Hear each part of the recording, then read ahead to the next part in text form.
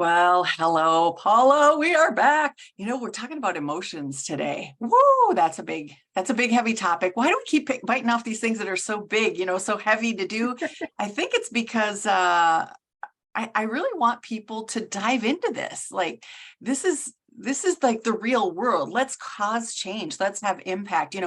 What state of mind are you living in? Mhm. Are you puffed up with fear or puffed up with pride, fear, sadness, anger, guilt, shame, depressed, obsessed, we can have all these negative emotions. And then there's those other happy places. How do we get to joyful and happy and peaceful and loving and willing and, courageous? I think of valor and reasonable and just kind of neutral. Is there a way to do that without going through, years of therapy and our emotions have built up over a lifetime? How do we get to that place of processing them and just live in bliss? I mean, I know I've worked on it for a long time and they're not part of my life anymore, but I can manage those things when they come up. But what are your thoughts on this topic? I've been like deeply contemplating it before we popped on here, and I'm curious where Mhm. you're at with it. Yeah, you're right, Lisa. Emotions can be so big, and there is such a need for counseling and help when it's been built up and it's not been dealt with on a regular basis. You get to crisis mode and you just need support and you need help and you need to talk to somebody. But there's a lot we can do on a daily basis so that we don't get to that point as quickly, or that we can stay at a better state and manage just the daily emotions. Like, everybody is under some type of stress, whether it's stress of survival or whether it's just stress of everyday life, being a parent, being an employee, being a business owner, like whatever that is.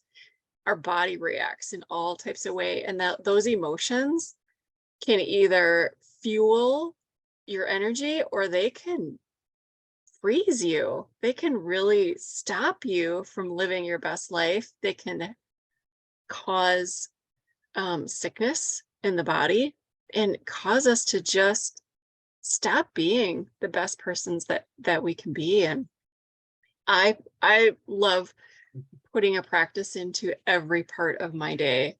A couple of years ago, I read Miracle Morning, Mhm. and that has been a game changer. The activities I do every morning, the activities I do every night before bed reset how I'm taking care of myself emotionally, mentally, physically. But that step takes minutes. It's not a whole big session every day. It can just be a simple little thing for me. Starts with putting on a couple drops of oil and get myself in the direction I want to go that day. Yeah. Our state of mind has such a profound effect on our health, whether it's positive or negative.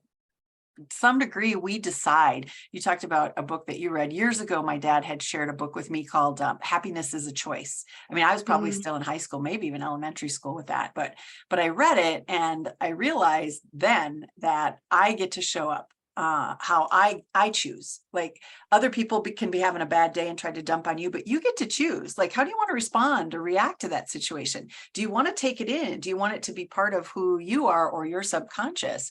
And people are always like, you're such an eternal optimist. You're the most optimistic person I know. Why do you look at the world through rose-colored glasses? And it's like, because it's a choice. But the other thing about that choice is our mindset, our attitude, how the emotions that we experience also affect our health. Like, when we're negative all the time, we actually suppress our immune system.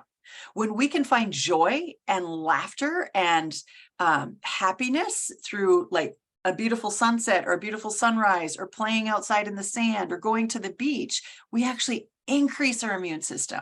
So our emotions are not only tied to our feelings and how we experience the day, but also the health of our body. You know, mhm. whoa, that's intense. Like, there's a reason that we need to actually manage those emotions. I think of have you ever given somebody a smile? Do you know what I mean by that? Where you walk down the Mhm. street. So I love it. It's like the grumpiest person, I'm smiling and I'll hold eye contact and and they'll probably think, God, she's a weirdo. and I keep smiling, and eventually you see that like there's a little, it starts to come up, right?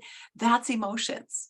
We can affect somebody else's emotions, but they can affect us too. So do you allow people in your life that are just down all the time and negative, or do you invite those people who bring you a smile and can lift you up and improve your immune system? Yeah, like, Mhm. wow, that's a pretty simple behavior, a simple act that we can do to affect our emotions. What are some other things, other behaviors or actions that come to mind for you? Yeah, right on that topic of are you going to let them affect you or you affect them? That's where that miracle morning routine comes into place for me because I never know what I'm going to run into Mhm. depending on the people or what side of the bed they woke up on can be a whole different person you're going to interact with in just a few moments when you walk out your door. So making sure my emotions are grounded and ready to be positive and protecting my own energy first before I can go and share that with others. Like, the airplane, put on your own oxygen mask first, and then you can help your children, your friends, your spouse, whatever. The same thing goes with emotions. Simply putting your emotions in check and doing the tasks that help your body to start your day, you're starting with the right foot right from the very beginning. How the things are going to come at us no matter what, but then it's easier to manage. Then it's easier to deal with. Then it's easier to sometimes helps you be a little bit more impartial to it so you can think more clearly to take care of what has to be done or, you know, help you be able to navigate those and sympathize with someone without having your own meltdown too. Yeah. One of the stories that kind of comes to mind when we talk about this topic for me is, have you ever heard of Norman Cousins? Do you know the story of Norman Cousins? Well, it's before our time. So it was actually in 1964. It was the year before that I was born. And Norman Cousins he's a writer. I can't remember. I think it was maybe the Washington Post or something. But he had been on a trip to Russia, and it was a highly stressful, heated time, 1964, highly stressful trip. And he got back and he was diagnosed with ankylosing spondylitis. I think that's how you say it. And it's a degenerative disease that causes the breakdown of collagen and tremendous pain in the body. So he couldn't move his limbs, was really in pain in the hospital. And he actually checked himself out of the hospital and into a hotel, and with the permission of his doctors, into a hotel across the street from it, and started watching movies. Like Candid Camera, and I can't remember the movies. I used to know them off the top of my head. But there was all these films that he used to watch that would cause him to belly laugh. And he concluded Mm, that 10 minutes of belly laughing would afford him 2 hours of pain relief because of the endorphins that the body would release while laughing. And mhm. he went on to heal himself of that because he didn't believe that it was a disease. He believed it was stress related, and that if he could undo the stress and get back into a peaceful, calm state of mind while boosting his immune system. I believe he did high doses of intravenous vitamin C along with the laughter to boost the immune system. But he was able to cure himself of something that was supposedly incurable, and went on to write a couple of books and joined several colleges in researching and better understanding emotions. So we can control, we can make a choice. We don't have to constantly live in that state of fear, panic, anxiety, and depression. But let's get into oils. Like, okay, you're talking about herbs and oils, and like, how does that matter? What are some of the things that we can do with herbs and oils? One, smell them, get out in the garden, grow them, put your face in it. Like I have herbs all over the place. There's herbs on the kitchen counter. I have pots of herbs out back. Just those are mostly culinary herbs because I'm in a townhome and don't have gardening space. But smell those plants, touch them, rub them, see if you notice a difference. That's super Mhm. simple. We all have access to that. But where else could we go with this? Like, how else could we start to introduce? You talked about your miracle morning and how you smell them. What are some like step 1, 2, 3 for people? Do you have any thoughts on that? Yeah, definitely getting outside. I have lavender growing right outside my front door. So yeah, I just rummage around in there until I can just smell that. And it's that calming effect on the body, right? Yeah. I love to do chamomile tea, chamomile and lavender tea. Helps calm my body down. So when I'm calmer, my emotions are a little bit more stable and a little bit more even keeled.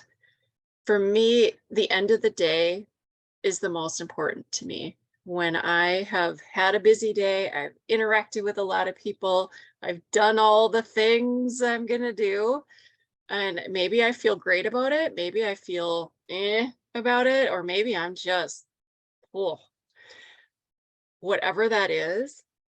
I use oils overnight. I put them in my diffuser. My favorite one to use is a release blend. So just like a computer needs to shut down and reboot, every once in a while, your computer just freezes up, gets stuck, you got to reboot. Our body needs a reboot every single night. So when we're sleeping, we're going to get that clearing up all the loose ends. We're going to get some relaxation. We're going to get a healing in the body, but also processing the emotions, processing the memories of the day also happens at night. So when we can set up our evening to help us manage those, we're going to sleep deeper. We're going to sleep better. We're going to be more comfortable with those experiences that we had during the day, whether they were difficult or whether they were great. It's going to help our body process that. So on a really hard day, I'm grabbing my release or my trauma life blends to help my body just process that, get it through my system, and help me wake up on the right side of the bed tomorrow. That's Yeah. my start. And Yeah. then else you do for evening routines before we jump into mornings? I think for me, process like there's 4 kind of, or maybe 3 steps, maybe something like that. Awareness of your emotions. Sometimes we have an experience throughout the day and we just kind of brush it off, but it lingers. Like our subconscious knows it happens. So how do we get Mhm. present with that? And, are we aware of both the pleasant and the unpleasant emotions of the day? So that's number 1. It's like awareness. 2 would be, are you willing to accept personal responsibility for your emotions? Like, are you blaming somebody else? Like, oh, so and Mm, so made me mad. Yeah, they can't. They don't have the power. It's not within them. Somebody else can have a behavior. They can cause a chain of reaction. Your emotions are your decision on how you want to react to that. So, are you taking responsibility, or are you playing the blame game? Oh, so and so made me happy, or so and so, and I'm not happy. We never say so and so made me happy, but so and so made me sad, or so and so made me angry, or so and so hurt my feelings. And then number 3 is, are you willing to release what no longer serves you? For me, mhm. it's kind of making a choice. Again, I always come back to that book. I mean, it was so profound, and I wish I still had it. I had it for years, but I think the last move, I think I blessed and released it. But are you willing to release those emotions that are pent up in your cells? Because if you don't, the trickle down effect of what they're going to cause is, pain and misery and discomfort. So how do we Right. let go of them? How do we bring them up? You mentioned at night, I wanted to kind of touch on that briefly. Essential oils can release cellular memories, those memories that are stored in the body, depending on the oils that we apply. They can directly stimulate the limbic system in the brain, which is in the center of our heads. Our eyes, our ears, our tongue, our sense of touch, all of those other senses are actually wired through the messages pass through our reasoning cortex of the brain, where the nose, our sense of smell, oftentimes is considered the strongest strongest of the senses, because it's wired differently. It connects directly to the limbic part of the brain, and aroma has been studied and proven to be able to release emotions and help us to get back to that place of being more rational. So even just carrying a roller ball or like a nasal inhaler in your pocket, if somebody is experiencing or has a history of trauma, some sense when they get triggered and when they're out in the world, some sense can help to calm them and bring them back to a place of peace. And so carrying a roller ball or that nasal inhaler in your pocket, maybe just that simple step to help you get things in check. I'm not saying it's going to release and fix or heal, all trauma in your life. That's not where I'm at with it. It's like, managing and coping on a day-to-day basis. If we go into a lower state, I'll use the word depressed state, not the disease depressed, but just, where we don't have the energy, where we're not able to cope in the moment, there are certain scents that can bring us out of that, at least temporarily. So you mentioned a couple of those things. I just wanted to tie it into, there's actual science behind this. So, right. morning and evening. Yeah, go ahead. Yeah. Scent is tied to memory too. So again, you're talking about the amygdala and centers of the brain where we can experience a scent that brings us back to a memory or a feeling.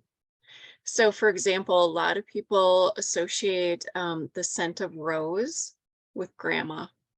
They remember grandma had the rose-shaped little soaps that you weren't allowed to touch in her bathroom, or the rose eau de toilette in the bathroom.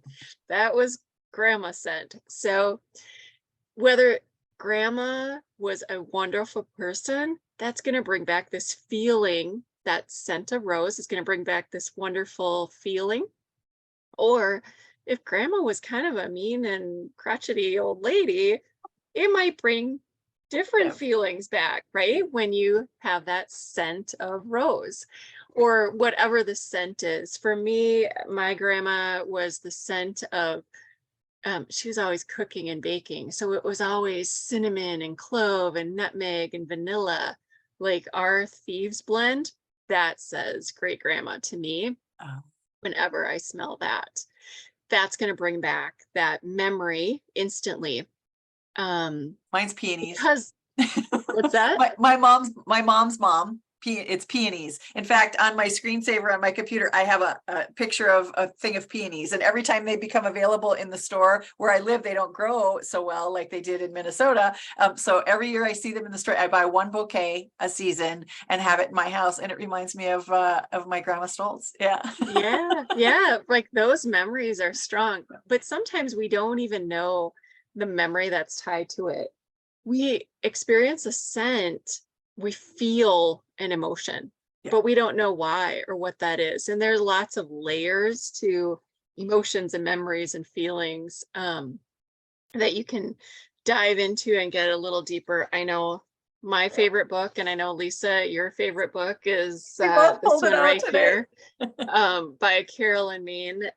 It's a great book about releasing those emotional patterns and using essential oils through that process. But it's fascinating to see how stores use this. Marketing uses this all the time, like the scent of a store to entice you to stay. Or some stores you walk in, you're like, I don't want to be here today. And you walk right out, right? You can experience that, but sometimes we don't know why. We're like, I don't feel like shopping today.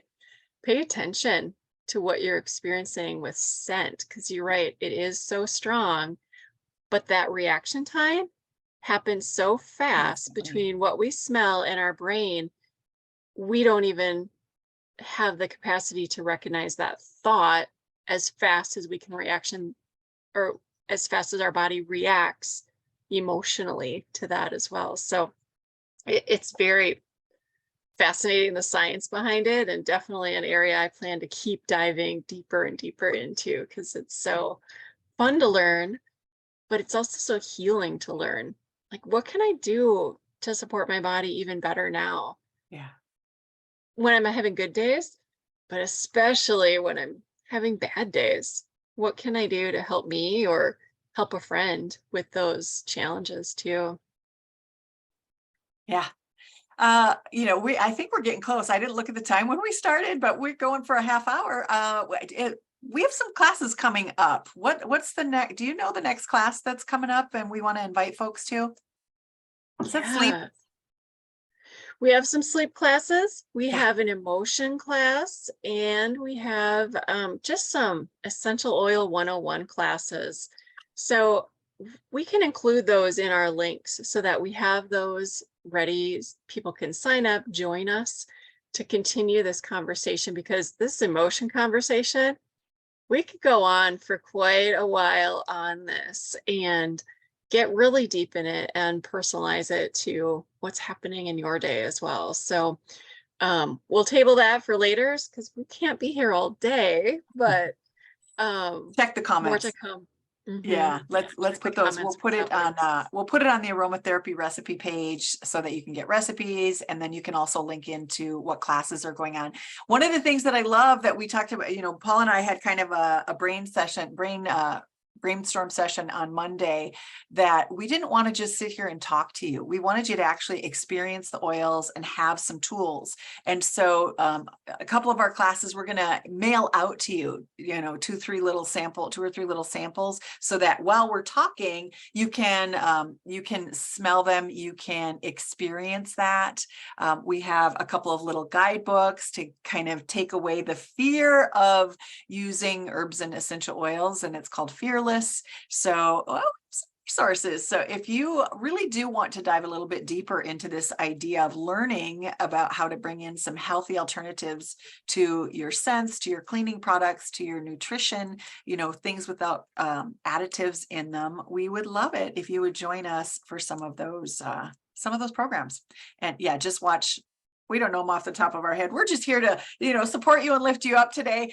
Share some ideas about emotions. We will work out those details. We can add those into the comments later. So just scroll down. We'll put them in the comments and they'll be there for you. Wrap it up. Awesome. What's your final thoughts on emotions today before we wrap this up? Take the time, take 2 minutes at least, just to check in, see where your head's at, see where your emotions at, see where your heart is at, and decide. Yeah. What's your day going to be? Mm-hmm. And then just jump in. Yeah. You're ready. Yeah. When an emotion has not been resolved, we fail to learn from the experience and our lives move in negative and unproductive ways. We are controlled by the habits of those negative emotions. So I want to encourage you, Paula, and I want to encourage you to take a look at them, have some awareness about, your experiences throughout the days and throughout what emotions have come up for you. Let's try to resolve some of these in a healthy way and find more tools to be able to use, whether it's meditation or prayer or essential oils or a cup of chamomile or lavender tea. Let's find peace with our emotions, embrace the negative and the positive, because they all serve us. But at some point we need to release those ones that don't. All right. Well, that's it for today's emotions kind of highlights, not nearly a class, but highlights. We hope you have some takeaway. And again, check the comments for future opportunities to go deeper. That's where we'll leave it. All right. Thanks, everybody.